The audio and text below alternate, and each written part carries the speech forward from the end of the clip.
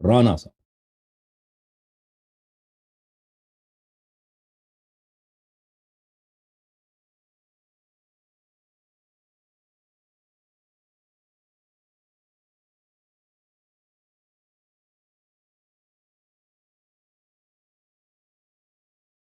السلام علیکم جناب. السلام علیکم سر.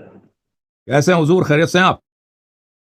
اللہ کا شکر. آپ سنائیں حسن اللہ یاری صاحب، خیریت سے ہیں آپ؟ ٹھیک ہے. اللہ تعالیٰ کا بڑا احسان ہے. Thank you sir. اللہ آپ کو جزائے خیر دے. جی کاظمی صاحب مجھے بتائیے گا جب شروع کرنا ہو. شروع ہے جناب. بسم اللہ کریں. جی ٹھیک. چلیں. حسن اللہ یاری صاحب، ٹاپکس تو بہت سارے ہیں. انشاءاللہ آگے میں چاہ رہا تھا کچھ اسپیشل ہم کریں ریسرچ کے ساتھ. انشاءاللہ میری تیاری ہوتی جی ہے پوری فارمیٹ کے. میں اپنے جی سر. فارمیٹ سے باہر نہیں جاتا، اگلے کو بات کرنے کا موقع دیتا ہوں اور اس کی بات سنتا ہوں. صحیح تو ہے. کوشش کرتا ہوں کہ دونوں طرف سے لوگوں کو قریب لایا جائے. تو جی سر. کربلا کے حوالے سے سر کچھ پوائنٹس ہیں، تو میں جی پہلا پوائنٹ سر آپ کے سامنے رکھتا جی سر. ہوں. اچھا سر، ایک پوائنٹ یہ بھی اٹھایا جا رہا ہے کہ کربلا تو خیر 61 ہجری میں رونما ہوتی ہے نا. تو جی اگر سر. ہم 8 جون 632 عیسوی میں چلے جائیں جب حضرت محمد صلی اللہ علیہ وآلہ وسلم کی وفات ہوتی ہے، اور سقیفہ بنی ساعدہ میں حضرت ابو بکر صدیق کو حضرت عمر فاروق کے مشورے پہ سلیکٹ کر لیا جاتا ہے اور 2 سال ان کا عرصہ رہتا ہے. حضرت ابو بکر اپنی زندگی میں ہی حضرت عمر فاروق کو سلیکٹ کر جاتے ہیں اور بعد میں لوگ بھی بیعت کر لیتے ہیں، اور تقریباً 10 سال ان کا عرصہ رہتا ہے. حضرت عثمان غنی کو 6 رکنی جو کمیٹی تھی وہ سلیکٹ کرتی ہے، اور میرا خیال ہے حضرت عبد الرحمن بن عوف کے حق میں ووٹ دے دیا گیا تھا کہ وہ یہ فیصلہ کر دیں، اور تقریباً 12 سال جو ہے وہ حضرت عثمان غنی کا دور رہتا ہے. صحیح. چوتھے نمبر پہ حسن اللہ یاری صاحب حضرت علی کا نمبر آتا ہے. اور جہاں تک میں نے پڑھا ہے ریسرچ پہ کہ حضرت علی نے اہل مدینہ کی اپنے محبان جو تھے، دیگر عقیدت مند، ان کے دباؤ مطلب پازیٹیو سینس میں کہ اب ضرورت ہے، حضرت علی نے جو ہے نا پھر چوتھے نمبر پہ ہم، یہ اقتدار لیا ہے. اچھا حسن اللہ یاری صاحب، اگر میں دیکھوں نا 632 سے، یہ آڈینس کے لیے بھی 632 سے لے کے 662 تک یہ جو جی سر. 30 سال بنتے ہیں، اور ہماری اہل سنت کی جو کتب میں وہ سفینہ والی روایت ہے، اور راوی گن کے بتاتا ہے کہ حضور صلی اللہ علیہ وسلم نے کہا تھا کہ یہ 30 سال ہوگا. تو اچھا، اب حسن اللہ یاری صاحب پوائنٹ ذرا میرا توجہ سے سننے والا ہے کہ جو اہل سنت منہج سے اور دیگر لوگ بھی اس کو کریٹ کر رہے ہیں، اب تو ہمارے اپنے لوگ بھی یہ بات کر رہے ہیں، کیا یہ بات درست ہے کہ کربلا تو بعد میں ہے؟ جو اموی خلفاء ہیں یا اموی دور ہے، ان لوگوں نے نا ان چیزوں سے پلیز ضرور لی ہے کہ اہل بیت کو پہلے بھی پیچھے رکھا گیا ہے. میں ان لوگوں کی خلفاء راشدین کی نیتوں کی یا ان کے دور کی بات نہیں کر رہا. اس پہ میرا اس دن طلحہ علوی صاحب سے پوڈ کاسٹ ہوا، انہوں نے بڑی اچھی بات کی تھی، میں آپ کے جواب کے بعد وہ ایڈ کرتا ہوں. تو اب یہ پلیز سر جو بات کی جاتی ہے کہ بعد کے لوگوں نے پلیز ضرور لیا جی، اہل بیت کو پہلے بھی پیچھے رکھا جاتا تھا، تو چلو یار ابھی بھی رکھ دیتے ہیں، ان کا سیاست سے کیا تعلق ہے. حسن اللہ یاری صاحب بسم اللہ. مجھے سمجھ نہیں آیا. یعنی کربلا میں کیا ہوا؟ اہل بیت علیہ السلام کو پیچھے رکھا گیا؟ نہیں مطلب یہ جو پہلے کے 30 سال ہیں اس میں بھی ہاں. اہل بیت کو حضرت علی کو پیچھے رکھا گیا، تو ہم. ان کو بعد والوں کو بھی نا یہ ایک ہنٹ مل گیا، ایک پلی مل گیا کہ یار ابھی بھی ان کو پیچھے رکھ دیا جائے تو کوئی مسئلہ نہیں ہے، وہ جو بعد میں جو کچھ ہوا. دیکھیں، یہ جو آپ نے کہا نا کہ ابو بکر صاحب کو خلافت ملی ہے، تو یہ سن 11 ہجری کو ان کو خلافت ملی ہے، 11-12. تو یہ رسول صلی اللہ علیہ وسلم کی جی وصیت تو نہیں تھی نا. یہ لوگوں کی سیاست تھی. لوگوں کی سیاست سے یہ خلیفہ بنے تھے. رسول صلی اللہ علیہ وسلم تھے، ان کو تو نہیں بنا تھا. رسول صلی اللہ علیہ وسلم تو واضح الفاظ میں کہا تھا کہ میرے بعد اہل بیت علیہ السلام، امام علی علیہ السلام. ان کے بعد عمر صاحب کو ٹھیک. خلیفہ کس نے بنایا؟ مسلمانوں نے نہیں بنایا، خود صرف ابو بکر نے. صرف ابو بکر نے اپنی ثوابدید پر وصیت کی ہے کہ میرے بعد خلیفہ ہے. ٹھیک ہے، وہ بن گیا. عثمان کیسے خلیفہ بنا؟ عثمان خلیفہ بنا کیونکہ عمر صاحب نے کمیٹی ایسی بنائی تھی، 6 رکنی کمیٹی کو، اس سے سوائے عثمان کے کسی نے بننا ہی نہیں تھا، اس میں سے عثمان ہی نکلنا تھا. ٹھیک. تو یہ اس طرح سے بنا. امام علی علیہ الصلوۃ والسلام، پھر عثمان کے زمانے میں عثمان پہ بغاوت ہوئی ہے. اس میں سب سے بغاوت میں سب سے جو آگے تھے خود مدینہ والے تھے، صحابہ مہاجرین انصار تھے، اور خود جناب جی عائشہ جی تھیں جو عثمان کے اس اختلاف کے قائد تھیں، وہ فتوے دیتی تھیں کہ اس کو قتل کیا جائے. تو پھر جب ٹھیک عثمان ہے. کو قتل کیا، عثمان کو تو پہلے قتل تو نہیں ہونا تھا نا. عثمان کو تو لوگوں نے یہی کہا تھا کہ تم جی بھائی خلافت چھوڑ دو. عثمان صاحب کو ہاں کہا تھا کہ تم بھائی تم پیچھے ہٹ جاؤ، آپ کو مارنے کی ضرورت ہی نہیں ہے، آپ وہ کہتا نہیں میں نہیں ہٹتا. تو جب تک وہ قتل نہیں ہوا اس کو بہت سے لوگوں نے سمجھایا کہ بھئی آپ استعفیٰ دے دیں، آپ پیچھے ہٹ جائیں، بوڑھے 80 سال سے آپ کی عمر زیادہ ہے، لیکن وہ کہتا تھا نہیں میں نے کیسے ہٹنا. پھر اس کو جب قتل کیا گیا تو اس کے بعد لوگوں نے، صرف اس میں مدینے والے نہیں تھے، اس میں عالم اسلام سے جو بہت سارے لوگ آئے تھے بنی امیہ کے خلاف اس زمانے میں مدینہ میں، ان سب لوگوں نے امام علی علیہ الصلوۃ والسلام سے اصرار کیا کہ آپ قبول کریں. تو عثمان کے قتل سے پہلے بہت سارے لوگوں کو امیدیں تھیں کہ اگر عثمان قتل ہو جائے تو حکومت ہمیں ملے گی. طلحہ، زبیر، ٹھیک یہ ہے لوگ، عائشہ کو، ان سب کو، یہ کسی کو، یہ لوگ نہیں سوچتے تھے کہ اگر عثمان قتل ہو جائے خلافت کس کو ملے، وہ سمجھتے تھے ہمیں ملے گی کیونکہ ہم قائد ہیں نا. وہ تحریک چلا رہے تھے عثمان کو قتل کرنے کی. اور معاویہ بھی جو تھا اس زمانے میں شام کا حاکم تھا، اور معاویہ بھی اسی فکر میں تھا کہ عثمان قتل ہو جائے میرے لیے بہتر ہے کیونکہ حکومت مجھے ملے گی. عثمان نے اس سے بہت مدد مانگی ہے. اس نے معاویہ نے اپنا فوج بھی بھیجا، مدینہ کے قریب آیا لیکن مدینہ میں داخل نہیں ہوا. عثمان کو بچانے میں انہوں نے عثمان کو قتل ہونے دیا تاکہ بھائی سب کی امید یہی تھی کہ عثمان چلا جائے حکومت ہمیں ملی. امام علی علیہ الصلوۃ والسلام کے پاس لوگوں نے بہت سارے اصرار کیا، وہ انہوں نے قبول نہیں کیا. جب 2-3 دن لوگ اصرار کرتے تھے تو انہوں نے قبول فرمایا. لیکن واقعی کربلا جو ہوا ہے وہ اس طرح نہیں ہوا کہ اہل بیت علیہ السلام کو کہہ دے کہ بھئی اس کو پیچھے ہٹے نا. بات یہ تھی کہ اصل حقیقت یہ ہے کہ قرآن کی روح سے اور سنت کی روح سے شیعہ اور سنی احادیث اس بات پہ متفق ہے کہ ابو سفیان، معاویہ کبھی مسلمان ہوئے نہیں تھے. انہوں نے جو کلمہ پڑھا، جھوٹ کا کلمہ پڑھا ہے، وہ فتح مکہ کے وقت انہوں نے اپنی جان بچانے کے لیے کلمہ پڑھا تھا. یہ لوگوں نے مسلمان نہیں ہوئے تھے. یہ لوگ اپنے اسی آبائی دین پر تھے. یہ بظاہر انہوں نے کلمہ پڑھی ہے، دن میں یہ کافر تھے. اور ان کے دل میں جو کینہ تھا نبی صلی اللہ علیہ وسلم کو، وہ کبھی نہیں مٹی، اور امام علی علیہ السلام کی.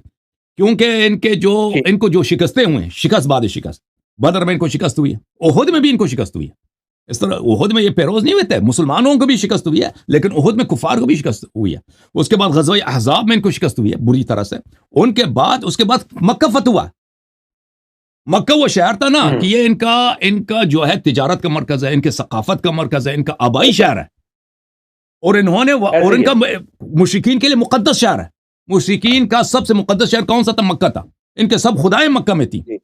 انہوں نے رسول صلی اللہ علیہ وسلم کو 13 سال تک انہوں نے اذیت کی ہے، دشمنی کی، آخر میں قتل کرتے ہیں. رسول صلی اللہ علیہ وسلم ان کی نظر میں، کفار کی نظر سے، بنی امیہ کی نظر سے فراری شخص ہے. ایک مجرم جو فرار ہوتا ہے، ان کی نظر یہ تھے کہ رات کی تاریکی میں یہ مجرم شخص جو ہمارے خداؤں کا ہتاک ہے، جو ہمارے جوانوں کو اس نے برباد کیا، بے دین کیا ہے، اور ایک جادوگر ہے.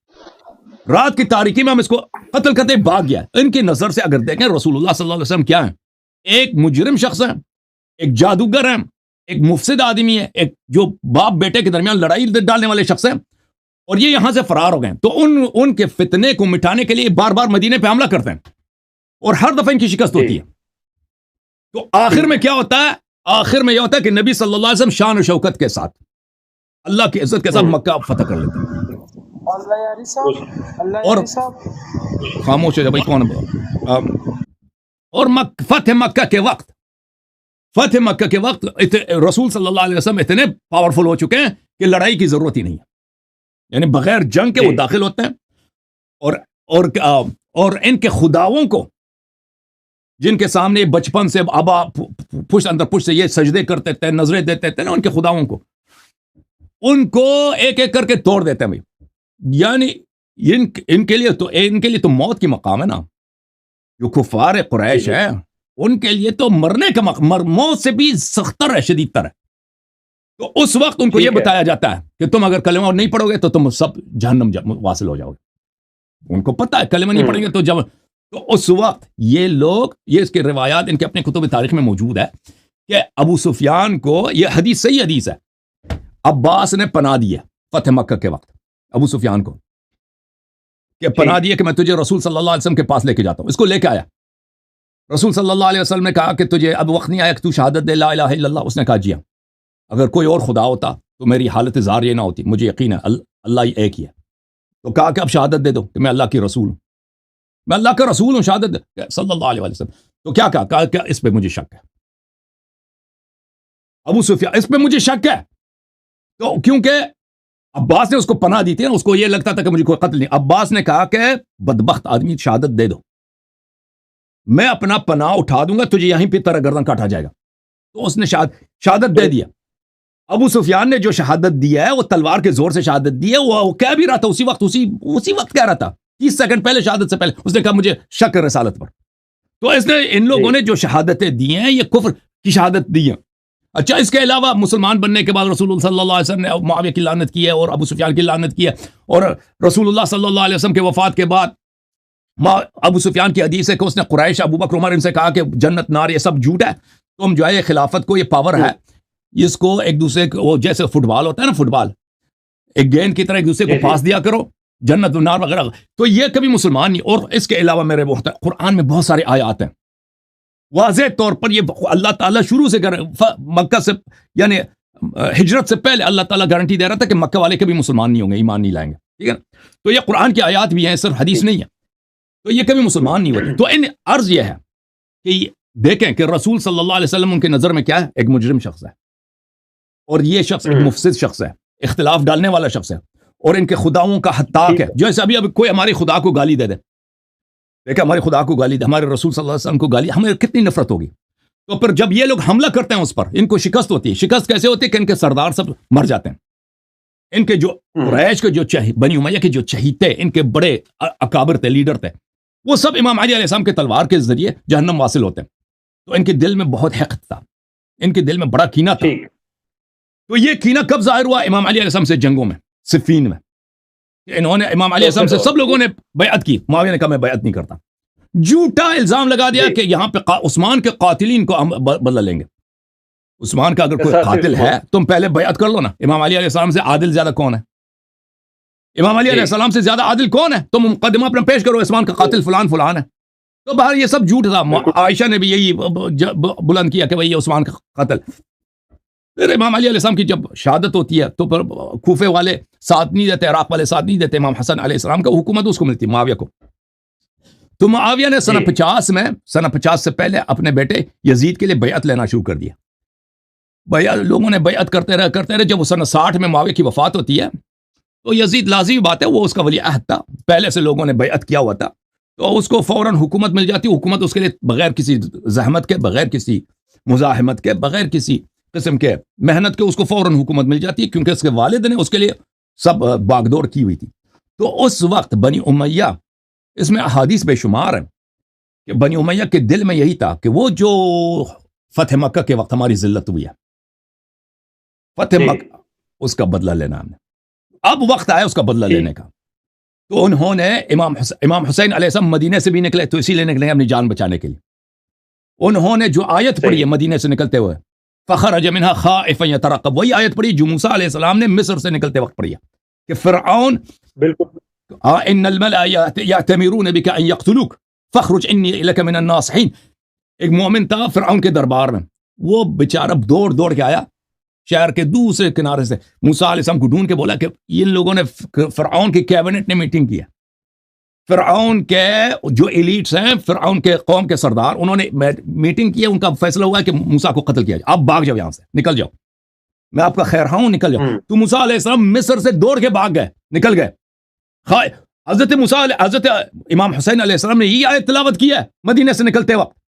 تو یہ، اور مکے میں رہے، مکے میں فوج بھیجا کے ان کو قتل کیا جائے. تو اس زمانے میں ان کے پاس کوئی نہیں تھا نصرت کے لیے، تو صرف کوفے والے ان کو نصرت کے وعدے دے رہے تھے، لیکن ان کو پتا تھا، سب لوگوں کو پتا تھا کہ یہ شہادت کے لیے جا رہے ہیں. اور امام حسین علیہ السلام مدینے سے نکلتے وقت بھی کہا کہ میں شہادت کے لیے جا رہا ہوں، مکے سے نکلتے وقت بھی شہادت. ہمیں ہر مقام پہ کہا کہ میں، روایات میں بہت ہے کہ اگر میں سوراخ میں چلا جاؤں زمین کا، یہ مجھے نکال کے قتل، میں جہاں بھی جاؤں مجھے قتل کر دیں گے. تو اصل یہ واقعہ ہوا نا کہ امام حسین علیہ السلام کی شہادت کیوں ہوئی ہے؟ امام حسین علیہ السلام کی شہادت ہوئی ہے کیونکہ وہی جنگ بدر، جنگ احد کا اسی سلسلے کے کڑی تھی، فتح مکہ کا مقابلہ تھا. جی ہاں، درست، ٹھیک ہے. حسن علی صاحب بہت شکریہ سر، پوائنٹ لوگوں تک پہنچ رہے ہیں. حسن علی صاحب میں ترتیب سے آگے بڑھتا ہوں، ایک ضمنی سا پوائنٹ ہے، میں آپ کی اجازت سے ڈسکس کر لوں. بسم اللہ. اچھا، حسن علی یاری صاحب، اس دن طلحہ علوی صاحب ینگ اسکالر ہے، میری ان سے پوڈ کاسٹ بھی ہوئی، تو یہی سوال میرا جب ان سے کیا نا، انہوں نے بڑی خوبصورت بات کی، میں آپ کے سامنے رکھنا چاہ رہا ہوں، آپ کا موقف بھی آ جائے۔ انہوں نے کہا کہ چونکہ حالات اس وقت اس طرح کے تھے کہ وہ جو پچھلے 30 سال تھے نا خلافت کے، حضرت علی کا چوتھے نمبر پہ آنا اس لیے بھی بہتر تھا کہ حضرت علی نے ان کے اموی خاندان کے باوجداد کو قتل کیا ہے۔ حضرت علی اگر پہلے خلیفہ بنتے نا تو سارے لوگوں نے تلواریں لے کے آنا تھا، ان کی خلافت کو 1 ہفتہ 10 دن بھی نہیں چلنے دینا تھا، تو یہ تو بہتر ہو گیا۔ اس پہ سر ذرا اپنی رائے دیجیے گا، بسم اللہ۔ تو اس زمانے میں تو سب صحابت ہے نا، یہ تو صحابہ کو عادل سمجھتے ہیں نا۔ اگر یہ خود کہتے ہیں کہ اگر امام علی علیہ الصلوۃ والسلام کو حکومت ملتا تو یہ جنگ بدر اور جنگ احد کے بدلہ لینے کے لیے اس تلوار اٹھاتے، تب اس کا مطلب یہ کہ سب مسلمان کا ابھی جو ایسے شیعہ کہتا ہے نا کہ صحابہ سے منافق تھے اکثریت، یہ ہماری بات کی تائید ہے۔ جو رسول صلی اللہ علیہ وسلم نے جس کو امام بنایا، جس کو خلیفہ بنایا، جس کی طاعت سب پہ واجب کر دی ہے، رسول صلی اللہ علیہ وسلم کے مرنے کے بعد اس کے قتل پہ سب متحد ہو جاتے ہیں، اس بات کا اعتراف ہے نا۔ تو یہ شیعوں کے بعد کا اعتراف ہے، شیعوں کے بعد کی تصدیق ہے کہ اکثر صحابہ منافق تھے، اور یہ انہوں نے کلمہ اگر پڑھا تھا تو کچھ لوگوں نے ڈر کے مارے کلمہ پڑھا تھا، کچھ لوگوں نے زکاتیں لینے تھے، صدقات لینے تھے، رسول صلی اللہ علیہ وسلم سے مختلفت قلوبہم تھے، ایمان سے کسی نے دین کو قبول کرنا نہیں تھا۔ جو دیکھیں امیر المومنین علیہ السلام نے کسی کو ناجائز قتل کیا تھا کیا؟ اور کسی اپنے باپ کی دشمنی میں کسی کو قتل کیا تھا کسی مالی فائدے کے لیے؟ امام علی علیہ السلام نے مکے والے خود حملہ کرتے تھے بھائی، مکے والے خود فوج لے کے آتے تھے، کس لیے؟ کہ نبی کریم صلی اللہ علیہ وسلم جو ایک ان کی نظر میں جادوگر آدمی ہے، شاعر آدمی ہے، ہمارے نوجوانوں کو انہوں نے گمراہ کیا ہے، ہمارے نوجوانوں کو اپنے دین میں داخل کیا ہے، ہمارے شہر سے باغا ہے، ہمارے خداؤں کو گالی دیتا ہے، ہمارے بتوں کو، اس کو جا کے وہ مدینے میں اس کو صفایا کر دیں۔ نبی صلی اللہ علیہ وسلم نے تو ان کو خلاف تو کچھ نہیں کیا تھا نا، یہ خود آتے تھے بار بار۔ وہ اگر امام علی علیہ الصلوۃ والسلام رسول صلی اللہ علیہ وسلم کا دفاع نہ کرتے تو آج کوئی کلمہ گو نہ ہوتا، آج کوئی یہاں پہ کوئی توحید، نماز، روزہ، پیغمبر بھی قتل ہو جاتے ہیں، سارے مسلمان بھی قتل عام ہوتے ہیں۔ تو یہ اگر اس بات کی جرم میں کہ مولا امیر المومنین علیہ السلام نے قرآن کے دفاع کیا، رسول صلی اللہ علیہ وسلم کا دفاع کیا، اگر ان کو حکومت ملے تو ہم ان کو تلوار لے کے آ جاتے ہیں، اس کا پتہ ہی، اس کا مطلب ہی یہی ہے کہ یہ کافر تھے، کلمہ پڑھ کے بھی یہ کافر تھے، مسلمان نہیں تھے۔ اچھا، پھر یہ اگر یہ کوئی رسول صلی اللہ علیہ وسلم جو بھی کرتے ہیں نا اللہ کے حکم سے کرتے ہیں، بالخصوص یہ اتنا اہم مسئلہ کہ میرے بعد لیڈر کون ہو، میرے بعد امام کون ہو، اگر یہ کوئی غلط چیز ہے، صحابہ بہتر جانتے ہیں رسول سے، ٹھیک ہے نا۔ طلحہ علوی صاحب نے جو کہا ہے کہ بھائی یہ رسول صلی اللہ علیہ وسلم سے غلطی ہو گئی ہے کہ انہوں نے امام علی علیہ السلام کو بنایا، تو اگر صحابہ نے اس کو ٹھیک کرنے کی کوشش کیا، کیونکہ اگر وہ بن جاتے تو یہاں پہ بہت قتل و غارت ہوتا، تو انہوں نے ابو بکر کو بنایا۔ تو یہ بھی یہ جو ہے نا، جو بھی شخص کسی کو پیغمبر سے بہتر سمجھے، حکیم تر سمجھے، اس کی تدبیر کو، اس کی یہ نہیں کہا بنایا، انہوں نے کہا جو ان کا بننا بہتر تھا، انہوں نے یہ نہیں کہا کہ بنا دیا، تو انہوں نے کہا ان کا بننا ٹھیک تھا، ان کا دیکھیں جو بھی اللہ کے حکم جو ہوتا ہے نا، جو بھی اللہ کے حکم سے کسی دوسرے کے حکم کو بہتر سمجھتا ہے، لوگوں کی سیاست کو، جو اللہ کا حکم ہے کہ امام علی علیہ السلام کو حکومت ملے، ان کو خلافت ملے، اور وہی لوگ جو پیغمبر کا کلمہ پڑھ کے دل میں کافر ہی کافر تھے، ان کے فعل کو پیغمبر کے فعل سے بہتر سمجھے، کیسا مسلمان ہے بھائی؟ مجھے سمجھا دیں یہ کیسے مسلمان؟ لیکن اس زمانے میں دیکھیں اگر ابو بکر عمر غصب نہ کرتے نا تو معاویہ کو کبھی حکومت نہ ملتی، معاویہ کو کبھی صفین نہ ہوتا، اور تاریخی وہ کوئی اور ہوتی نا، دین میں بدعات نہیں وعدہ۔ ابھی دیکھیں جو انہوں نے نماز چینج کی، تراویح بنایا، وضو کو چینج کیا، طلاق کے احکام کو چینج کیا، شریعت کے تمام احکام کو چینج، یہ کچھ بھی نہیں ہوتا نا، یہ سب مسلمانوں کو دین وہی ملتا جو خالص جس طرح ہدایت اللہ نے بھیجا تھا۔ جی سر، ٹھیک ہے، ٹھیک، بہت شکریہ حسن صاحب، حسن صاحب دوسرا پوائنٹ پہ میں جا رہا ہوں، میں کوشش ہے کہ ایک پازیٹیو وے میں لوگوں تک بات پہنچے۔ حسن علی یاری صاحب، ہماری دونوں متفقہ جو ہے نا تاریخ گواہ ہے کہ یزید کے جو خلاف 5 بڑی ہستیوں نے علم بغاوت بلند کی ہے، جن کے نام بھی ہمیں ملتے ہیں۔ حضرت عبد الرحمن بن ابی بکر رضی اللہ تعالیٰ عنہ، عبداللہ ابن عمر، وہ بعد میں تھوڑا سا ان کا پوائنٹ آف ویو چینج ہو گیا تھا، عبداللہ ابن زبیر، عبداللہ ابن عباس اور حسین ابن علی رضی اللہ تعالیٰ عنہ۔ ایون کہ عبد الرحمن ابن ابی بکر کے تو یہاں تک بھی الفاظ ہمارے ہاں کوٹڈ ہیں کہ اس نے کہا کہ جب یزید کا وہ ہو رہا تھا سارا کچھ، یہ سسٹم چینج ہو رہا تھا کہ ہم کیسر و کسریٰ کی سنت پہ عمل کر لیں کہ ان لوگوں کی بیعت کریں، اچھا اب سوال جو سر ہمارے اہل سنت منہج سے اٹھ رہا ہے نا، وہ کہہ رہے ہیں کہ بھئی یہ جواب لے کے دیں کہ امام حسین کا تو کمپیریزن ہو ہی نہیں سکتا، لیکن ان ساری چیزوں سے ہٹ کے یار ان لوگوں کو بھی تو، ان 5 بندوں کو بھی تو کریڈٹ دینا، کیا مسئلہ کیا ہے؟ کیا ان کے وین میں فرق تھا؟ ہمارے شیعہ برادران ان ہستیوں کو کریڈٹ کیوں نہیں دیتے؟ بسم اللہ سر۔ دیکھیں یہ عبداللہ ابن زبیر جنہوں نے خلافت کا ادعا کیا ہے، انہوں نے دنیائی خلافت کا ادعا کیا نا، وہ یہ دیکھیں حکومت کے طالب تو دنیا میں بہت سارے ہوتے ہیں، کہ اگر کوئی کہے مجھے حکومت ملے نا، آپ پاکستان میں چلے جائیں نا، کس کو پسند نہیں ہے؟ اب جتنے سیاست دان ہیں، آپ کو ہر شہر میں سیاست دان ہے، اس کو پاور ملے، وہ شہر کا میئر بن جائے، یا اسمبلی میں اس کو رکنیت ملے، یا جو صوبے کا ہے وہ اس کو پرائم منسٹرشپ مل جائے، یا وہاں پہ اس کو گورنر مل جائے، یا ملک کی صدارت میں طاقت کا ادعا دار تو بہت سارے ہیں نا۔ یہ ان لوگوں نے اگر طاقت کے لیے، حکومت کے لیے انہوں نے ادعا کیا ہے، یہ ان کی کوئی تعریف نہیں ہے۔ ان لوگوں کی اگر یہ قابل باتقوا لوگ ہوتے نا، اللہ کی دین چاہتے تھے نا، تو ان کو چاہیے تھا کہ یہ لوگ امام حسین علیہ السلام کا ساتھ دیتے۔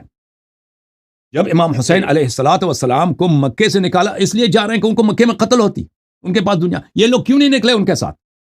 کیونکہ رسول ان کے اپنی بخاری میں ہے کہ اذکرکم اللہ فی اہل بیتی، اذکرکم اللہ فی اہل بیت، اللہ کا واسطہ میرے اہل، یہ خود کہتا ہے اہل بیت کی محبت کرو۔ اور بھائی اگر امامت نہیں، کم از کم محبت تو مانتے ہو نا۔ امام حسین علیہ السلام رسول صلی اللہ علیہ وسلم کے آنکھوں کے تارے نہیں تھے، کیوں ان کے ساتھ نہیں گئے یہ لوگ کہ بھائی رسول اللہ صلی اللہ علیہ وسلم کے بیٹے کو مکے میں شہید نہیں ہونے دیں گے، اور اگر مکے میں یہاں پہ لڑائی نہیں ہو سکتی تو ہم جائیں گے ان کے ساتھ بھی، کیوں نہیں نکلے؟ ان لوگوں کے پاس اگر دین ایمان ہوتا نا، جو آپ کہہ رہے ہیں کہ انہوں نے بھائی یزید سے ان لوگوں نے، اگر عبد الرحمن ابن ابی بکر اس لیے کہ وہ خود خلیفہ بننے کے چکر میں تھا، عبداللہ ابن زبیر بھی اسی طرح کہ وہ خود اس نے بعد میں اپنی حکومت بنا بھی دیا نا، ان لوگوں نے اپنی حکومت بنانے کے فکر میں تھے تاکہ ہمیں حکومت ملے۔ تو یہ کہ ان کی کوئی تعریف نہیں، دنیا میں بہت سارے لوگ گزرے ہیں، تاریخ میں اتنے سارے لوگ گزرے ہیں جنہوں نے تحریک چلائی ہے حکومت بنانے کے لیے، فیل ہو گئے، یا حکومت ان کو ملی ہے، وہ سوائے یہ کہ وہ ایک سیاسی لیڈر تھے، جو اپنے، ہمارے زمانے میں بہت سارے لوگ ہیں کہ وہ حاکم بننے کے لیے، فرمان روا بننے کے، یا پرائم منسٹر، صدر بننے کے لیے کیسے کھیل کھیلتے ہیں۔ اس پرانے زمانے میں بھی یہ ہوتا تھا، یہ کوئی نئی چیز نہیں ہے تاریخ میں۔ لیکن امام حسین علیہ السلام وہ ہستی ہیں جو اگر پیغمبر کو کسی کو مانتا ہے نا، جو اگر کوئی کلمہ گو ہے رسول اللہ صلی اللہ علیہ وسلم کو مانتا ہے، تو پھر امام حسین علیہ السلام کا ان لوگوں سے کوئی قیاس ہی نہیں ہے۔ جیسے اب عرش کو مٹی سے قیاس نہیں ہے نا، عرش کو مٹی سے، خاک سے قیاس نہیں ہے، امام حسین علیہ السلام اللہ کی جانب سے مطہر ہیں، اللہ تعالیٰ نے ان کے قرآن میں ضمانت دی ہے کہ معصوم ہے، اللہ تعالیٰ رسول اللہ صلی اللہ علیہ وسلم نے ان کو امام بنایا، ٹھیک ہے نا، سید شباب اہل جنہ بنایا، رسول اللہ صلی اللہ علیہ وسلم نے ان کی طاعت سب مسلمانوں پہ واجب فرمایا۔ جی سر بولیں، آپ بولیں، میں سن رہا ہوں۔ جی ٹھیک، بہت شکریہ حسن اللہ یاری صاحب، پوائنٹ یقیناً کلیئر ہوا ہے۔ حسن اللہ یاری صاحب، تیسرا پوائنٹ میرا یہ ہے کہ جب ہم تاریخ کو باریک بینی سے دیکھتے ہیں تو یزید کی جو ولی عہدی کا مشورہ ہے نا، چونکہ ہم جانتے ہیں کہ حضرت امیر معاویہ کا جو سیاست کا ڈیوریشن ہے وہ تقریباً 20 ایئرز ہے، 20 سال، اور حضرت امیر معاویہ نے یزید کی ولی عہدی کی جو بیعت تھی وہ اپنے پہلے 10 ایئرز کے بعد لینا شروع کر دی تھی، اور ہمیں یہ بھی پتہ ہے کہ تقریباً 6 ہجری میں صلح حدیبیہ جب ہوتی ہے، اور جب وہ بیعت شجرہ ہوتی ہے، جو اصحاب شجرہ جن کا ذکر ملتا ہے، جن کی تعداد 1400 یا 1800 بتائی جاتی ہے، ان میں سے ایک صحابی ہیں جن کا نام مغیرہ ابن شعبہ ہے۔ یعنی اب یہ سوال جو سر اہل سنت منہج سے آیا نا، حسن اللہ یاری صاحب پوائنٹ ذرا دیکھیے گا میرے آڈینس کے لیے بھی، وہ یہ کہتے ہیں کہ یار ایک جنتی صحابی نے مشورہ دیا ہے، ایک بابرکت صحابی نے مشورہ دیا ہے، تو یار اگر ہم صحابی کے پیچھے یزید کو آن کر لیتے ہیں یا اس سسٹم کو آن کر لیتے ہیں، چلے دل سے نہیں، تو یار اس صحابی کی بابرکت ہونے کی خاطر ہی آپ لوگوں کو کیا مسئلہ کیا ہے ہمارے اہل تشیع برادران کو؟ تو اس کو ذرا وضاحت کریں سر، یہ سوال ہے مجھے تو بہت سارے لوگوں نے کیا ہے کہ حسن اللہ یاری صاحب لازمی پوچھئے گا۔ بسم اللہ۔ یہ بڑی عجیب ہے کہ دیکھیں کہ آپ کی خدمت میں کیا عرض کروں کہ رسول صلی اللہ علیہ وسلم اگر کسی کو امام بنائے اللہ کے حکم سے، اس کو نہیں مانتے، اور مغیرہ ابن شعبہ جو میں آپ کی خدمت میں عرض کروں، جو ان کے اپنے کتب میں بڑا پڑا ہے کہ یہ کتنا فاسق آدمی تھا، اور انہوں نے اپنی کتابوں میں نقل کی یہ جو آیت ہے، ان جاءکم خبر، ان جاءکم یا ایھا الذین آمنوا، ان جاءکم نبأ، ان جاءکم ٹھیک ہے فاسق بنبأ فتبینوا ان تصیبوا قوما بجہالۃ فتصبحوا علی ما فعلتم نادمین. یہ مغیرہ ابن شعبہ کے شان میں نازل ہوئے کہ اللہ تعالیٰ نے اس کو قرآن میں فاسق بولا. اللہ تعالیٰ نے ٹھیک اس کو قرآن مجید میں فاسق بولا. تو ایک ایسے شخص کو کہ اس نے معاویہ کو مشورے، دیکھیں وہ مسلمان قبول کریں، تو اس نے دیکھیں لوگ بادشاہ کی خوشامد کون نہیں کرتا. ابھی آپ دیکھیں اگر آپ کے شہر میں کوئی پرائم منسٹر ہے تو آپ اس کو ایسی بات جی اس کی خوشامد کے لیے کہہ دیں کہ اس کو پسند آ جائے، کہ آپ کی پسند آ جائے. قدر اس کے دربار میں بڑھ جائے. تو یہ سب کرتے ہیں. مغیرہ ابن شعبہ نے اگر معاویہ کو جانتا ہے کہ معاویہ اپنے بعد یزید کو خلیفہ بنانا چاہتا ہے، اس کی خوشی کے لیے کہہ دے کہ ہاں یہ بڑا اچھا کام ہے، آپ یہ کام کر دیں، یہ مشورہ دے دے اس کو. تو یہ کون سے، یہ اس سے شریعت بنتی ہے، دین اس سے بنتی ہے کہ ایک شخص ہے جس نے خود معاویہ زبردستی زور سے اس نے کلمہ پڑھا، ٹھیک ہے نا. انہوں نے خود اپنی کتابوں میں نقل کیا کہ جب اس کے والد فتح مکہ کے وقت کلمہ پڑھا تھا تو معاویہ نے خود ایک قصیدہ پڑھا اپنی والد کے مذمت کے لیے کہ تم نے ہماری آبروریزی کیا، کہ تم نے ہمیں بے عزت کیا، تو نے کلمہ پڑھا. ہمارے جتنے سردار تھے ہمارے خاندان کے بڑے تھے، میرا چچا، میرا بڑا بھائی، میرا نانا، سب بدر و احد میں یہ ان کی نظر میں شہید ہو گئے، ان کی نظر میں یعنی شہید ہو گئے. اور تو نے پھر انہی کے خون کے ساتھ غداری کیا، تو نے جا کے کلمہ پڑھا، ہماری بے عزتی کرائی. اس نے خود زبردستی کلمہ پڑھا بھائی معاویہ نے. اور مغیرہ ابن شعبہ جس کو قرآن نے فاسق بولا، ٹھیک ہے نا، اس کے اب آپ کہہ دیں کہ بھائی، کوئی کہہ دے کہ بھائی اس کا مشورہ جو ہے مسلمانوں کے لیے واجب الاتباع ہے. جی سر.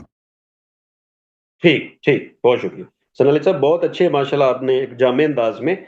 حسن علی صاحب چوتھا پوائنٹ مجھے لگتا ہے کہ اس کو آپ مزید تھوڑا سا ماشاءاللہ جس طرح بیان کر رہے ہیں، یہ بڑا سینسیٹیو پوائنٹ میں رکھنے لگا ہوں. جی سر.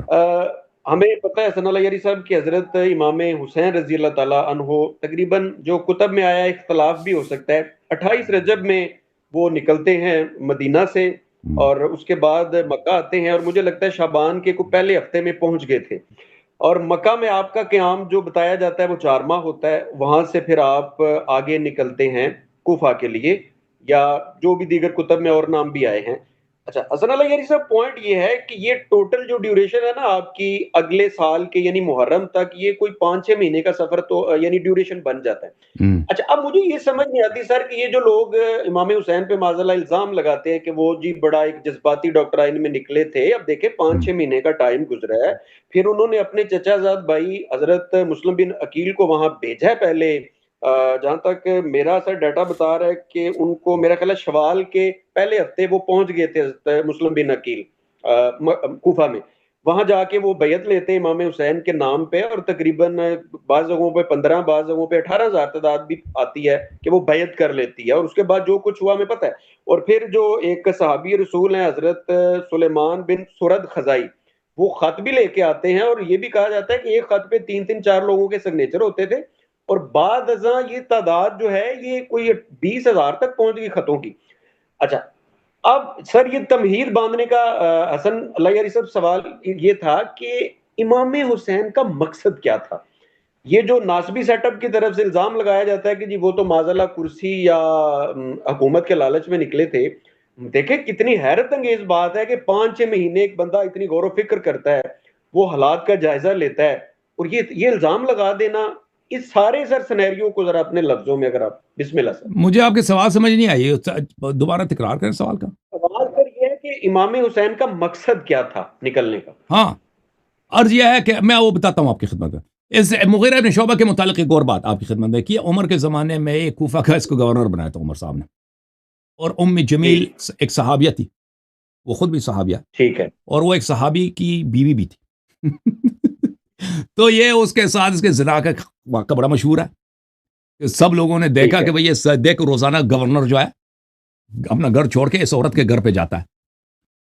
تو وہاں پہ صحابہ نے، وہاں پہ صحابی تھے پرانے، انہوں نے کہا کہ بھئی گورنر کو کسی کے پاس جانے کی ضرورت نہیں. گورنر کو اگر، اور کوفہ جو تھا نا اس زمانے میں ایک شہر کا نام نہیں تھا، کوفہ ایک ایریا کا نام تھا، ابھی کئی ملک بن جاتے ہیں، یہ ایران کا پورا علاقہ جو ہے کوفے کے ماتحت تھا، ٹھیک ہے نا. کوفہ جو تھا ایک پروونس کا کیپٹل تھا، جس میں یہ پورا آپ کا ایران بھی آ جاتا ہے، افغانستان بھی آ جاتا ہے اس زمانے میں، جتنے علاقے فتح ہوئے تھے اس زمانے میں. ایک بہت بڑا علاقہ تھا، یعنی خود ایک بادشاہ کوفے کا جو گورنر تھا خود ایک بادشاہ کی حیثیت رکھتا تھا. تو یہ وہاں پہ کیوں جاتا ہے؟ تو انہوں نے دوستوں کو بلائے، ادھر دیکھنے لگے. بھائی وہ وہاں پہ ایک دن وہ وہاں پہ دروازہ کھلا تھا، کھڑکی کھلی، جو بھی تھا انہوں نے دیکھا، سامنے سے واضح طور پر نظر آیا کہ جیسے اللہ میلو فی المکحلہ ہے، اسی طرح یہ زنا کر رہا ہے. تو انہوں نے خط لکھا عمر صاحب کو خط لکھا کہ آپ کا گورنر یہاں پہ روزانہ زنا کر رہا ہے. تو عمر نے سب کو بلایا. عمر نے جب سب کو بلایا تو یہ بڑا مشہور واقعہ ہے کہ اس پہ حد جاری ہونا تھا، اس پہ سنگسار ہونا تھا، حد جاری ہونا تھا. عمر نے مغیرہ کو بچایا. زیاد ابن سمیہ، جس کو بعد میں معاویہ نے کہا کہ یہ میرا بھائی ہے، یہ چوتھا شاہد تھا. عمر نے اس کو دھمکی دی. عمر نے اس بلند آواز میں کہا کہ دیکھ لو کہ صحابی کو بے عزت نہیں کرنا، تم نے بلند آواز میں کہہ دیا نا. تو وہ ڈر گیا بھائی. جب خود خلیفہ وقت جو امپرر تھا اس زمانے میں، بہت بڑا امپرر تھا، اتنے دنیا میں سب سے بڑا ملک، وہ کہتا ہے کہ آپ شہادت نہ دیں. تو اس نے شہادت نہیں دی. اس نے کہا میں نے دیکھا کہ بھئی وہ سانس زور زور سے سانس لے رہا تھا اور آگے پیچھے ہو رہا تھا، لیکن میں نے وہ اس کی جو حالت ہے اس میں داخل ہوتے نہیں دیکھا. عمر خوش ہو گیا، اب بچ گیا. پھر ان شاہدوں صحابہ پہ اس نے حد جاری کی، حذف کی حد جاری کی ہے صحابہ پر. یہ مغیرہ بن شعبہ کی کہانی ہے، اور یہ عمر کے متائن میں سے ہے کہ اس نے اللہ کا حد جاری نہیں کیا مغیرہ پر. اور یہ جو میں نے آپ کو مختصر بتایا، یہ اس میں 5 دن بھی تقریر کر سکتا ہوں، یہ پورا واقعہ آپ کو بتا سکتا ہوں. اچھا، یہ مغیرہ بن شعبہ کی ایک کہانی ہے. اچھا کہ اچھا، اب آپ نے جو سوال کیا نا کہ امام حسین علیہ الصلوۃ والسلام، دیکھیں امام حسین علیہ السلام کی جو شہادت ہے اس کے متعلق جو پاپولر نظریہ ہے، جو پاپولر انٹرپریٹیشن ہے، جو نیریٹو زیادہ پڑھی جاتی ہے شیعوں کے ہاں بھی اور جماعت مخالفین کے ہاں، وہ یہی ہے کہ یزید جو ہے بہت برا آدمی ہے. یزید ایک بہت پلید آدمی ہے. امام حسین علیہ السلام اس کو خلیفے کے طور پہ ایکسیپٹ نہیں کر سکتے، تو وہ تحریک چلاتے ہیں، لوگوں کو بلاتے ہیں کہ میری مدد کرو. پھر وہ جاتے ہیں، پھر وہ لوگ ساتھ نہیں دیتے، تو پھر عسکری طور پر ان کی شکست ہو جاتی ہے، وہ شہید ہو جاتے ہیں. یہ نیریٹو ہے.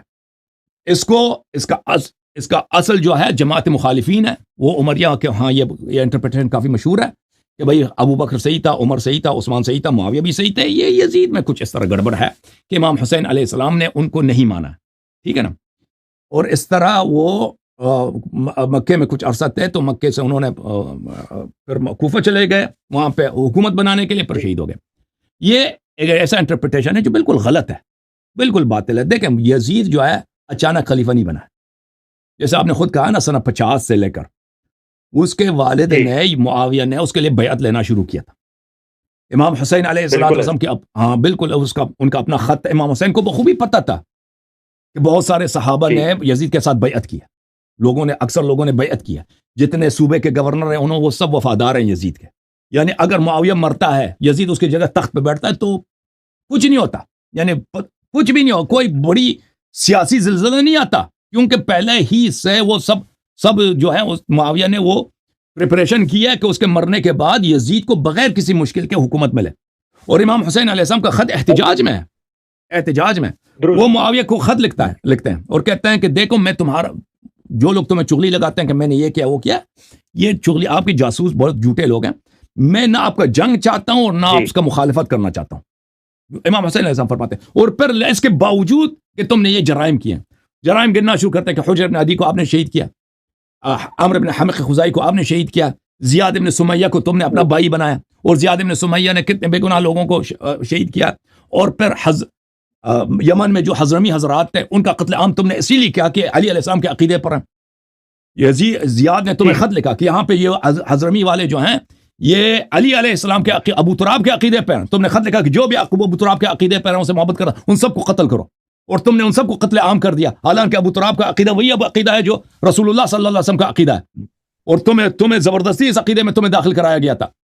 اور اس کے بعد امام حسین علیہ السلام کے جرائم کی بڑی لسٹ اس کے بعد کہتا ہے، اور تم یزید کو اپنا جانشین بنانا چاہ رہے ہو. جس خط میں امام حسین علیہ السلام کہتے ہیں کہ میں تمہارا جنگ نہیں چاہتا، تمہاری مخالفت بھی نہیں کروں گا، اسی میں وہ لکھتا ہے کہ تمہارے جرائم میں یہ بھی شامل ہے کہ تم یزید کو، جو تمہارا فاسق بیٹا ہے، شراب پیتا ہے اور کنیز بازی کرتا ہے، تم اس کو اپنے بعد خلیفہ بنانا چاہ رہے ہو، اس کے لیے بیعت لے رہے ہو۔ تو یزید اچانک طور پہ نہیں آیا، یزید وہ امام حسین علیہ السلام کو پہلے سے پتا تھا کہ یہ بنی امیہ، دیکھیں امام حسین علیہ السلام کا سیرہ وہی ہے جو امام حسن علیہ السلام کا، جو امام علی علیہ السلام کا ہے، جو امام علی علیہ السلام نے خلفاء کے خلاف تلوار نہیں اٹھایا، امام حسن علیہ السلام نے خلفاء کے خلاف تلوار نہیں اٹھایا، خود امام حسین علیہ السلام نے معاویہ کے خلاف تلوار نہیں اٹھایا۔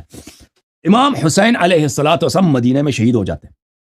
ام سلمہ نے جب ام سلمہ کے پاس جب وہ گئے، خدا حافظی، ام سلمہ کو جب پتا چلا کہ یہ نکل رہے ہیں مدینے سے، یہ مقاتل میں موجود ہے، بلایا کہ بیٹے ادھر آ جاؤ۔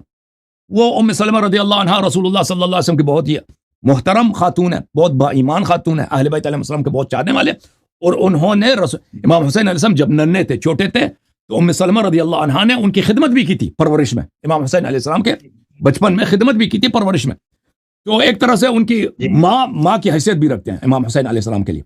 تو امام حسین علیہ السلام کے پاس گئے تو ام سلمہ رضی اللہ عنہا نے یہی کہا تھا کہ آپ یہاں سے نکل رہے ہیں تو آپ عراق نہ جائیے، یہاں سے عراق نہ جائیے، تو اس لیے کہ رسول اللہ صلی اللہ علیہ وسلم نے مجھے عراق کی مٹی دی ہے، کربلا کی مٹی دی ہے، یہ بوتل میں میرے پاس ہے، اور فرمایا کہ آپ وہاں شہید ہو جائیں گے اور یہ خون میں تبدیل ہوگا۔ تو امام حسین علیہ السلام کے جملے یہی ہیں کہ میں اگر نہ بھی جاؤں تو یہیں پہ شہید ہو جاؤں گا، میں نہ بھی جاؤں یہیں پہ شہید ہو جاؤں گا۔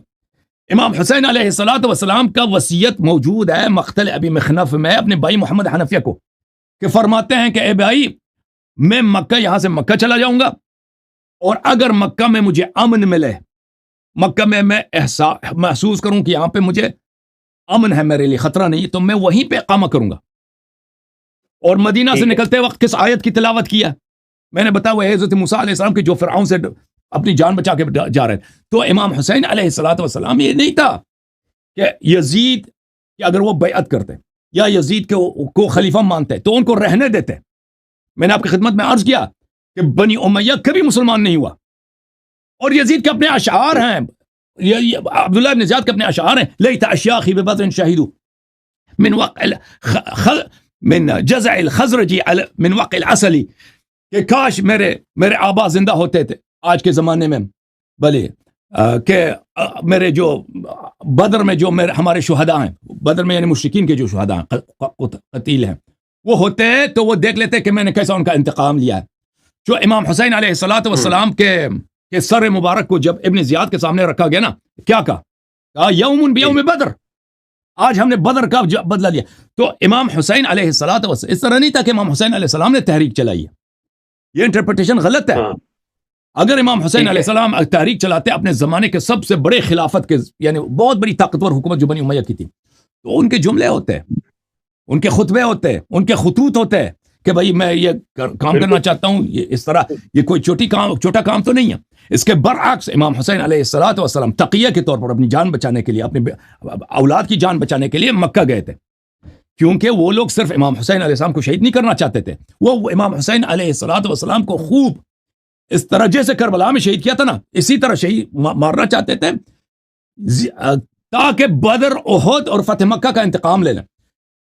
زیاد ابن سمیہ کا خط ہے عمر بن سعد کے لیے کہ دیکھو میں نے تمہیں اتنا فوج بھیجا ہے، آج کے بعد یہ مزید یہ اتنے ہزاروں کی تعداد میں فوج تیرے پاس ہے، اور تیرے پاس کوئی عذر نہیں ہے۔ حسین علیہ السلام کے پاس اتنے کم سپاہی، تم ان کے ساتھ شکست نہ دو، تیرے پاس کوئی عذر ہی نہیں ہے۔ آج کے بعد ایک قطرہ پانی اس کے پاس نہ جائے، کیونکہ عثمان کو پیاسا مارا گیا تھا۔ عثمان کو یہ انہوں نے جو پروپیگنڈا کیا تھا نا کہ اہل بیت علیہ السلام نے عثمان کے قتل میں بھی ان کا ہاتھ ہے، امام علی علیہ السلام کا، حسن حسین علیہ السلام کا عثمان کے قتل میں ہاتھ ہے، عثمان پیاسا مرا ہے، تو عثمان کے مقابلے میں اس کو پانی نہ دیا جائے، یہ ان کا خط ان کے اپنے کتب تاریخ میں موجود ہے مخالفین کے۔ اور پھر اس نے مزید خط لکھا، کہا کہ جب حسین علیہ السلام شہید ہو جائیں تو ان کو ٹکڑے ٹکڑے کرنا، آپ نے مسلح کرنا ہے، اور ان کے جسد شریف پہ گھوڑے دوڑانے ہیں۔ اور پھر ابن زیاد نے یہ بھی لکھا، ابن زیاد کون ہے میں آپ کو بتاؤں، عبید اللہ ابن مرجانہ، ابن مرجانہ یعنی یزید کا بھائی ہے، یعنی زیاد کو معاویہ نے کہا یہ میرا بھائی ہے، ٹھیک ہے نا۔ تو ٹھیک یہ عبید اللہ بن زیاد اس کے چچے کا لڑکا بنا، یزید کے چچے کا لڑکا، چاچے کا لڑکا جو بہت ہی قابل آدمی ہے، بہت ہی سنگدل آدمی ہے، بہت ہی سیاست دان گورنر ہے، اس کو کوفے کا گورنر بنایا یزید نے۔ عرب کے معاشرے میں، عربوں کے قبائلی نظام میں ان کے ہاں چچے کا لڑکا بھائی کہلاتا ہے بھائی۔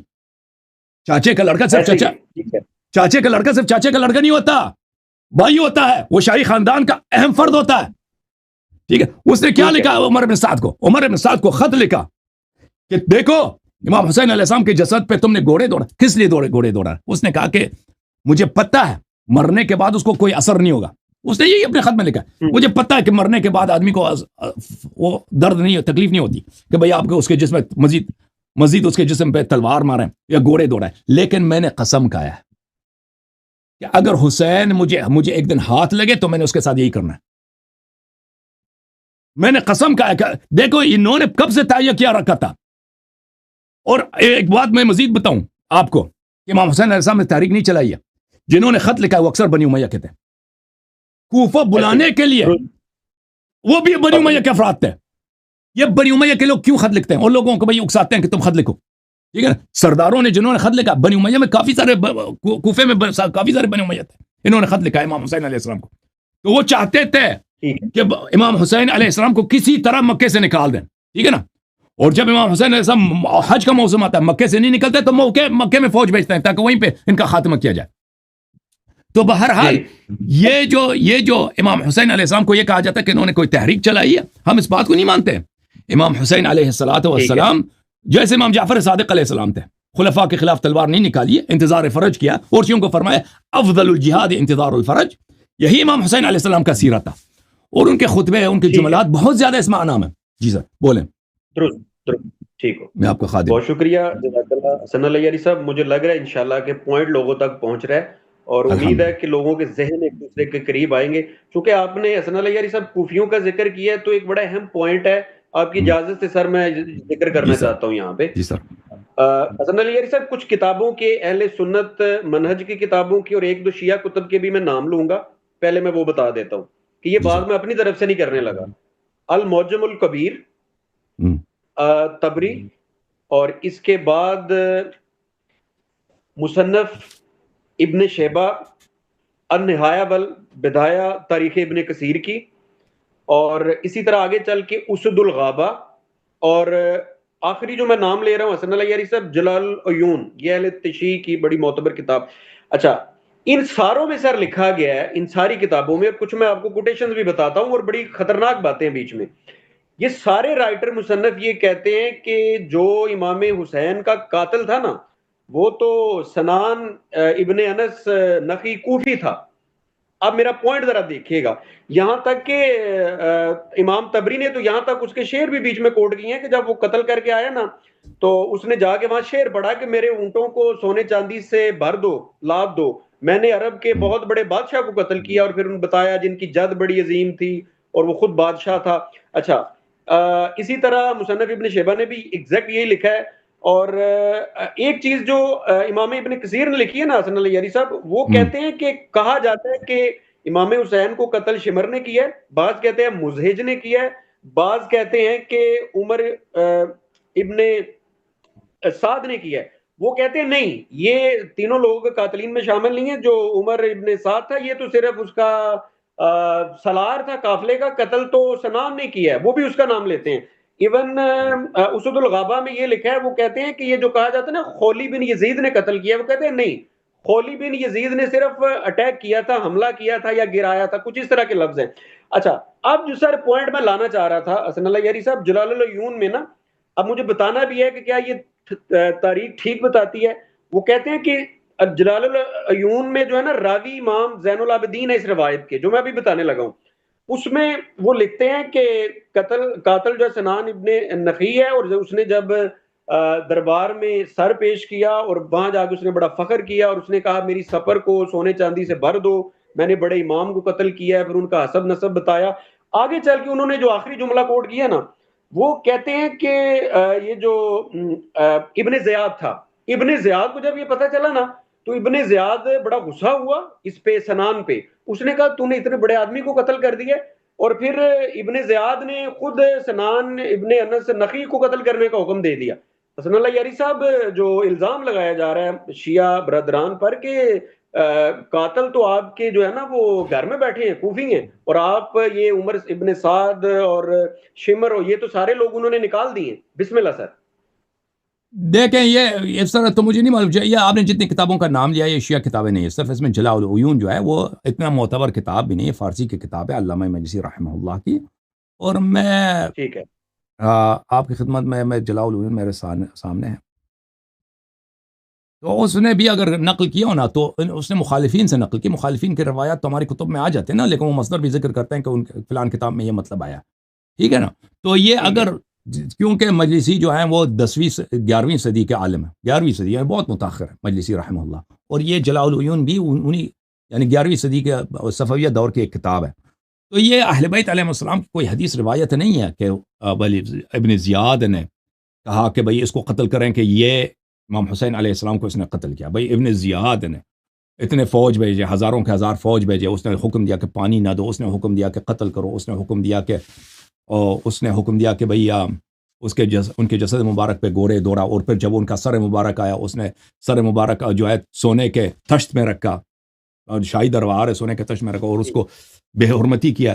ڈنڈا لے کے دندان مبارک سے بے حرمتی کیا. اور کسی نے کہا کہ رسول صلی اللہ علیہ وسلم کا، میں نے دیکھا کہ وہاں رسول صلی اللہ علیہ وسلم نے یہاں سے بوسہ لیا، تو اس کو بھی سزا دی ہے اس شخص نے. اور پھر اس نے یہ بھی تہیہ کیا تھا کہ امام زین العابدین علیہ السلام کو قتل کریں. کہا کہ یہ کون ہے؟ کہا کہ امام حسین علیہ السلام کا بیٹا. کیا نام ہے آپ کا؟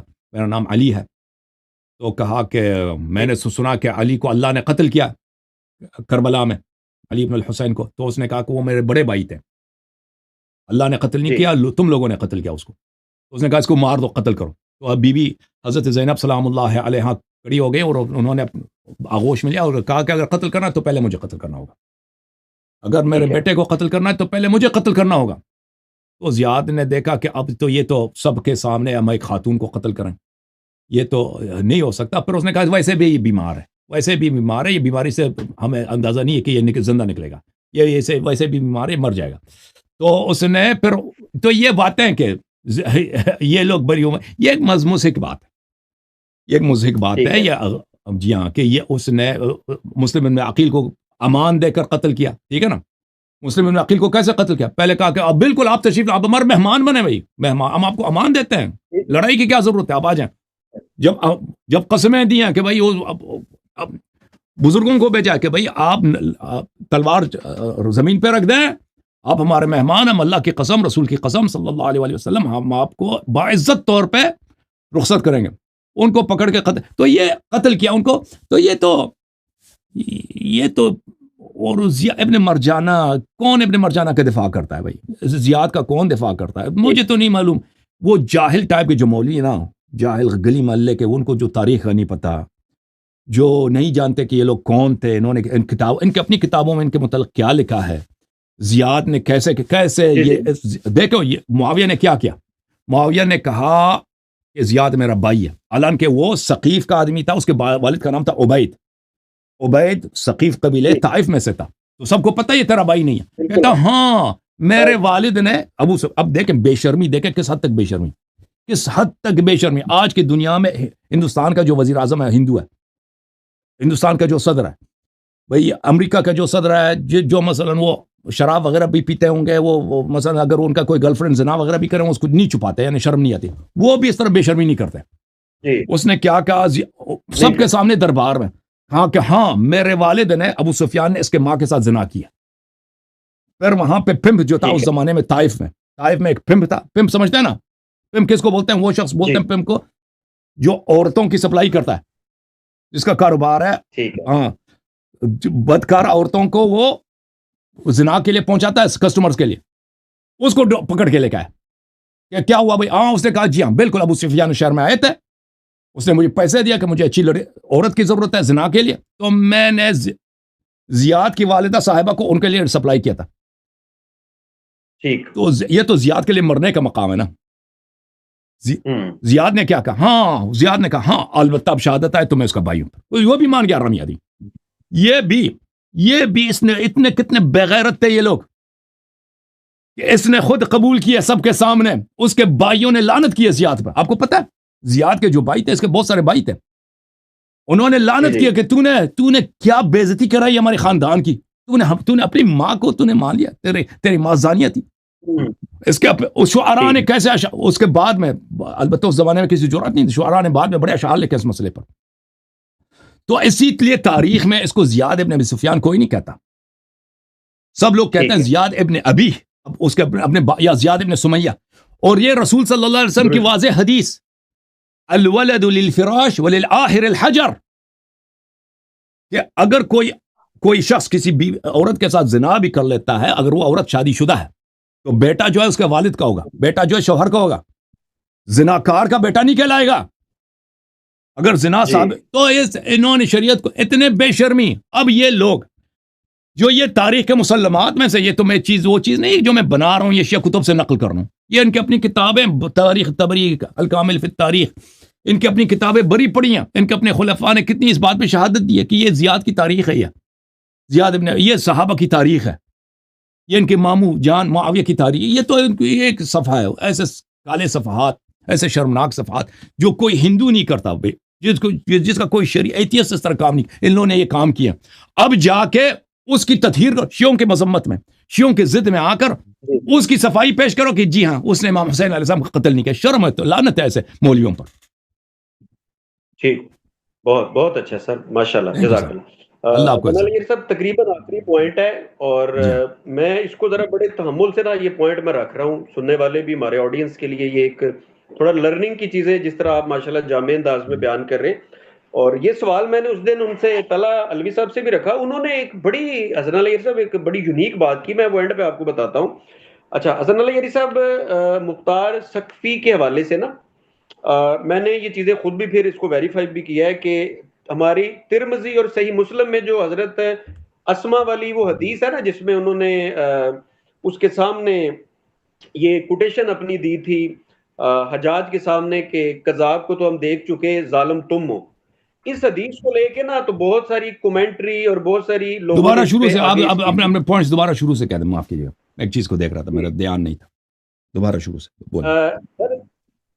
ترمذی اور صحیح مسلم میں نا حضرت اسما نے جو حجاج کو کہا تھا نا، یہ ذکر آئی ہے یہ حدیث کے کذاب کو ہم دیکھ چکے ہیں. وسلم نے فرمایا تھا نا بنو ثقیف میں ایک کذاب اور ظالم ہوگا. تو حضرت اسما نے حجاج کو کہا تھا کہ کذاب کو ہم دیکھ چکے ہیں، ظالم تم ہو. اس واقعہ کو لے کے نا مختلف محدثین نے آگے کومنٹری کی ہے، اور وہ کہتے ہیں مختار سقفی کے بارے میں کہ ایون کہ یہاں میں دیکھ رہا تھا صحیح مسلم کی جو شرح امام نووی کی ہے، انہوں نے بھی، میں کچھ نام بتا دیتا ہوں سر، بات ساروں نے ایک ہی لکھی ہے. میزان الاعتدال میں امام ذہبی نے بھی، تفسیر ابن کثیر میں جو حالات مختار والا ہے نا ان کا چیپٹر، وہاں پہ بھی، اور تفسیر قرطبی میں بھی سیم، اور یہاں تک کہ مسند امام احمد میں اور معجم الکبیر میں ساروں نے لکھا ہے کہ جو حضرت اسما نے کہا نا کہ کذاب، ظلم نے فرمایا تھا کہ ایک کذاب ہوگا بنی ثقیف میں، ساروں نے کہا کہ کذاب سے مراد مختار سقفی ہے. ایون یہاں تک لکھا گیا ہے کہ یہ سارے رائٹرز لکھتے ہیں کہ وہ تو نبوت کا دعویٰ کرتا تھا اور کہتا تھا مجھے غیب سے وحی آتی ہے، اللہ تعالیٰ مجھ سے ہم کلام ہوتا ہے. یہ ساروں نے یہ باتیں لکھی ہیں، میں یہ اس کو ویریفائی کر چکا ہوں. اور ایون زید بن ارقم کو اس نے کہا، اس نے کہ تم میرے پاس اگر کچھ دیر پہلے آتے نا، مختار نے کہا حضرت زید بن ارقم کو، تو میں تمہیں جبرائیل اور میکائیل سے تمہاری زیارت کرواتا. اور انہوں نے آگے پھر کہا تم پہ عذاب ہو کہ تم اللہ رسول پہ باتیں کرتے ہو. ایون یہاں تک کہ محمد بن حنفیہ، محمد بن علی رضی اللہ تعالیٰ عنہ، ان کی بھی کوٹیشن ہے مسند احمد میں جلد 2 میں لکھی ہوئی ہے. انہوں نے کہا ہاں یہ وحی کا اثبات کیا کرتا تھا. اچھا، اب سر یہ سارا سنن الکبریٰ میں بھی یہی لکھا ہوا ہے. ایون کہ جب عبداللہ ابن عمر کو پتہ چلا نا کہ یہ وحی وغیرہ کا دعویٰ کرتا ہے، اور یہ بھی پتہ نہیں حسن علی صاحب اس کی تصحیح کیجئے گا کہ عبداللہ ابن عمر کہتے ہیں ان کے بہنوئی تھے مختار کے، اور مختار ان کا بہنوئی تھا. اور جب ان کو پتہ چلا نا یہ وحی کا اثبات کرتا ہے، تو انہوں نے کہا کہ تنزن، کہ ہاں وہ ٹھیک کہتا ہے مجھ پہ وحی آتی ہے، وہ شیطان اس کو وحی کرتا ہے. اور انہوں نے قرآن کی وہ آیات بھی جو ہے نا کوٹ کی کہ شیطان کے جو حامی ہیں وہ اس طرح سے شیطان سے وہی لیتے ہیں یا وغیرہ وغیرہ.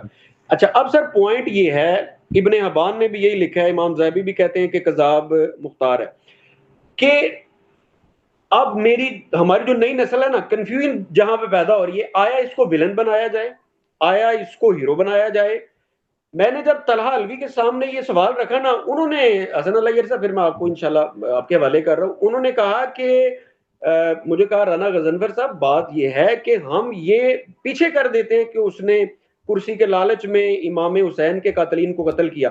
یار یہ تو دیکھو نا کہ اس نے امام حسین کے قاتلین کو قتل کیا، چاہے کرسی لی، اور وہ لوگ جنہوں نے کرسی کے لیے امام حسین یا اہل بیت کو قتل کیا، تو اس نے کہا آپ اس پوائنٹ کو کیوں نہیں نوٹ کرتے. تو آپ کیا سمجھتے ہیں کہ آج کا نوجوان، ہمارے اہل سنت بھائی اور اہل تشیع بھائی، مختار کے حوالے سے ہمارا پوائنٹ آف ویو کیا ہونا چاہیے؟ بسم اللہ سر.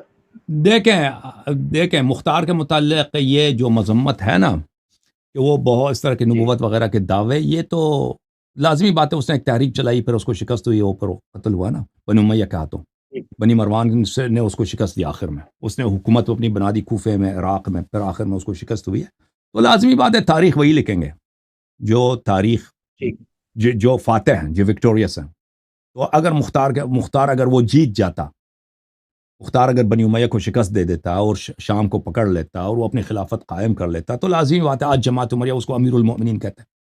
اس کی شان میں اس کے بہت قصیدے گائے گنے جاتے، وہ تاریخی اور ہوتی. تو اس کے متعلق اس نے بہت سارے ایسے غلط کام کیے ہیں. تو لازمی بات ہے کیونکہ تاریخ ان کی بنی امیہ کی تاریخ ہے، ان کے روات وہ بنی امیہ کے درباری ملا ہیں، تو انہوں نے بنی امیہ کے جو ایک کے خلاف ایک ریبیل شخص ہے، ایک باغی شخص ہے، جس نے بنی امیہ کو بہت ہی پریشان کیا تھا، ہراساں کیا تھا، ایک عرصے تک شکستوں پہ شکستیں دی. اس کے متعلق اس طرح کی روایات نقل کریں گے تو لازمی بات ہے. تو اس لحاظ سے اگر مخالفین کے کتب میں، اہل سنت کے کتب میں مختار کے متعلق بہت ہی اس طرح غلیظ قسم کی روایتیں پائی جاتی ہیں، تو ان کو جواب دینا ہوگا. تو پھر اگر وہ نبوت کا مدعی تھا، مرتد تھا، تو اس کے پیچھے عبداللہ ابن عمر کیوں نماز پڑھتے تھے؟ اس کے پیچھے صحابہ اس زمانے میں، ابو طفیل، عامر ابن واثلہ، ابو طفیل ایک صحابی ہے، وہ اس کا کمانڈر ان چیف تھا مختار کا. ابو طفیل عامر ابن واثلہ، جس کے روایات مستد احمد بن حنبل وغیرہ میں بہت زیادہ ہیں، اور وہ بالاجماع صحابی ہے، وہ اس کا کمانڈر ان چیف تھا اس کے فوج میں، اس کا قریبی ساتھی تھا، کئی صحابہ اس کے ساتھ تھے، صحابہ اس کے پیچھے نماز پڑھتے تھے. تو اگر وہ اتنا کافر تھا تو یہ صحابہ پھر کیسے اس کے پیچھے نماز پڑھتے تھے؟ اس کی انہوں نے بات مانتے تھے. عبداللہ ابن عمر خود اس کے پیچھے نماز پڑھتے تھے. تو یہ باتیں اس میں کچھ مبالغہ ہیں. اچھا اب اس مختار کو اس کے صحیح حجم میں جاننا چاہیے، نہ یہ کہ کہہ دو کہ مختار کافر تھا، اس نے نبوت کا ادعا کیا، نہ یہ کہ مختار جو اللہ کا ولی تھا. مختار ایک سیاسی شخصیت تھا. مختار نے جیسے عبداللہ ابن زبیر ایک سیاسی شخصیت، اس کو حکومت چاہیے تھی. مختار کوئی بہت سارے لوگ سمجھتے ہیں نا کہ مختار شیعہ تھا. مختار شیعہ نہیں تھا. مختار اہل بیت علیہ الصلوۃ والسلام کی اس نے بڑی خدمت کی ہے، لیکن وہ شیعہ نہیں تھا، وہ کیسانی تھا. اس کا عقیدے کے لحاظ سے وہ کیسانی تھا، یعنی اس کا فرقہ ضالہ تک، ہاں گمراہ آدمی تھا وہ عقیدے کے لحاظ سے. لیکن اس نے کام بڑے اچھے کیے. اس کے کاموں کو جتنا سراہا جائے وہ کم ہے. اس نے بڑے اچھے کام کیے ہیں، لیکن اس کے باوجود وہ نہ اس طرح کہہ دیں کہ وہ نبوت کا مدعی تھا، وہ بھی نہیں ہے. دوسری جانب سے وہ شیعہ اس طرح کہہ دیں کہ وہ شیعہ تھا، یہ بھی نہیں تھا. وہ عقیدے کے لحاظ سے کیسانی تھا. وہ یہ ہماری کتب میں روایات میں یہ بہت واضح ہے. اگر کوئی اہل بیت، دیکھیں ابھی شیعوں کا پرابلم یہ ہے، شیعہ ذاکرین کا، کہ یہ اہل بیت علیہ السلام کے اقوال تو ان کو پتہ ہی نہیں ہے. یہ ان کو یہ مختار کے اچھے کام کو دیکھتا ہے نا، مختار نے بڑے اچھے کام کیے، بڑے اچھے کارنامے ہیں اس کے، جتنی تعریف کرو کم ہے. یہ تو اچھی بات ہے، لیکن وہ پھر یہ نتیجہ اخذ کرتے ہیں تو کہ پھر وہ تو اہل بیت علیہ السلام کا بہت ہی جو ہے کیا عرض کریں مخلص صحابی ہوگا نا، ماننے والا ہوگا، پیروکار ہو. اس طرح بھی نہیں تھا نا. دنیا میں ہو سکتا ہے کہ ایک شخص شیعہ نہ بھی ہو اور وہ اچھا کام بھی کر دے، اور وہ اہل بیت علیہ السلام سے محبت بھی کرے. اس طرح ہو سکتا ہے. مختار اسی طرح تھا. جی سر، اللہ آپ کو سلامتی دے. مزید کوئی حکم ہے؟ حسن علی صاحب ایک کیجول سا پوائنٹ ہے، ویسے جو میرے اپنے سوال تھے وہ ختم. ایک آخری بات ہے بس، وہ ختم کر کے آخر میں ایک جی بولیں. جی آخر میں میں بس ایک دو شعر پڑھ کے کربلا کے والے سے اجازت آپ سے لوں گا سر. جی سر بڑا بسم اللہ. اچھا لگا آپ نے ٹائم دیا، اور بڑے مجھے لگتا ہے انشاءاللہ مائنڈ کلیئر ہوئے ہوں گے. حسن علی یاری صاحب، اگر ہم میرٹ میں دیکھیں تو باقی چیزیں ٹھیک ہے اپنی جگہ. میں چونکہ دیکھتا ہوں کہ ہمارا گھر بھی نا مین روڈ پہ ہی ہے، اور جب 9ویں 10ویں محرم آتی ہے، ایون 8 کو بھی، تو جب روڈ بند ہوتے ہیں نا حسن علی یاری صاحب، یقین مانے میں خود اپنے گھر واپس آنا تھا اور میں ان کے منتیں اور ترلے کرتا رہا وہ پولیس والے بھیا کے، یار بھائی جان یہ دوسرا گھر میرا ہے اور گھر والے ویٹ کر رہے ہیں، مجھے گھر جانے دے. جی سر. انہوں نے، میں کچھ 6-7 کلومیٹر سر ہو کے آیا ہوں، میں تندرست، اللہ کا شکر ہے ٹھیک ٹھاک تھا. بچے ڈسٹرب ہو رہے ہیں، مریض ڈسٹرب ہو رہے ہیں. میں یہ نہیں کہہ رہا کہ، اور یہ لوگوں نے مجھے کہا بھی ہے کہ یہ پوچھیے گا کہ مطلب احتجاج نہیں ہونا چاہیے یا مطلب جلوس نہیں نکلنے چاہیے. میں کہتا ہوں کہ اسپیسیفک جگہ بھی ہو جانی چاہیے. یار گلیاں تو نہ بند کی جائے نا، مریض ڈسٹرب ہو رہے ہیں، ایمبولینس سے پھنسی ہوئی ہیں. اس کے حوالے سے سر کوئی معتدلانہ کوئی مشورہ، کوئی حل ہے کہ یار تو لوگ ڈسٹرب نہ ہوں اس حوالے سے؟ جتنے جلوس نکلتے ہیں نا پاکستان میں، یہ سٹی کے اپروول سے جی نکلتے ہیں. یعنی آپ کا جو سٹی ٹھیک. کاؤنسل ہوتا ہے، سٹی میں وہ کاؤنسل ممبران ہوتے ہیں، یعنی وہاں پہ آپ کے نمائندے ہوتے ہیں، شہر کے نمائندے ہوتے ہیں نا. یہ تو ایسا تو نہیں ہے کہ خود لوگ ایسے نکال دیں. وہ شہر کے نمائندے ہوتے ہیں، وہاں پہ وہ روٹ کی اپروول ہوتی ہے، وہاں پہ پولیس وہاں پہ سیکورٹی فراہم کرتی ہے. تو یہ ٹھیک. جو ہے، یہ شیعہ ایسا نہیں ہے کہ وہ بغیر اجازت کے لوگوں کی اذیت کے لیے نکالتے ہیں. تو یہ وہاں پہ ان کی اجازت سے ہوتی ہے. تو یہ شہر والوں کا کام ہے، سٹی والوں کا کام ہے کہ ایسا بندوبست کریں کہ کم سے دیکھیں جب بھی جلسے ہوتے ہیں نا، جو سیاسی جلسے جلوس ہوں، اس میں بھی ٹریفک تو بنتا ہے.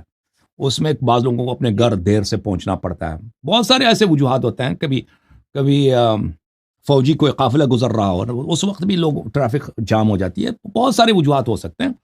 تو یہ ٹریفک کا جو مسئلہ ہے، یہ موجودہ لائف کا ایک المیہ ہے، بالخصوص پاکستان جیسے ملک میں جہاں پہ آبادی بہت زیادہ ہے اور وہاں پہ سڑکیں، ٹرانسپورٹیشن وغیرہ کی اتنی جو ہے پروگرس نہیں ہوئی ہے، جی. اتنی بہتری نہیں ہوئی ہے. تو اس کو سوچنا چاہیے، لیکن سب کو سوچنا چاہیے کہ جو حادثہ پیش آیا ہے کربلا میں، جو مصیبت پیش آیا ہے، یہ بہت عظیم مصیبت ہے. اس مصیبت بالکل میں، ایسے. اس مصیبت کو یہ اسلام کی تاریخ میں رسول صلی اللہ علیہ وسلم سے جو غداری ہوئی ہے، قرآن سے جو غداری ہوئی ہے، شریعت سے جو غداری ہوئی ہے، جو اس کا ایک نتیجہ، جو اس کا معراج ہے، جو اوج پہ پہنچا کربلا. تو یہ اس کو نہیں ٹھیک. بھولنا، ہم بھولنے نہیں دینا. اور اگر جی. اس کو زندہ رکھنا ہے، اس کے لیے اگر آپ کو کبھی زحمت کرنا پڑتا ہے نا، کچھ دیر ٹریفک کے لیے یا انتظار کرنا پڑتا ہے، تو جی. آپ اس کو انشاءاللہ اللہ کے ہاں اپنے اجر میں کے حساب میں ڈال دیں. انشاءاللہ اللہ تعالیٰ شاید آپ کو اجر دے روز قیامت. اللہ آپ کو بہت عزت دے میرے بھائی رانا صاحب. حسن اللہ یار صاحب بہت شکریہ. میں ایک آخری شعر پڑھ کے اجازت چاہ رہا ہوں کہ حسین تم نہیں رہے، تمہارا گھر نہیں رہا، مگر تمہارے بعد ظالموں کا ڈر نہیں رہا.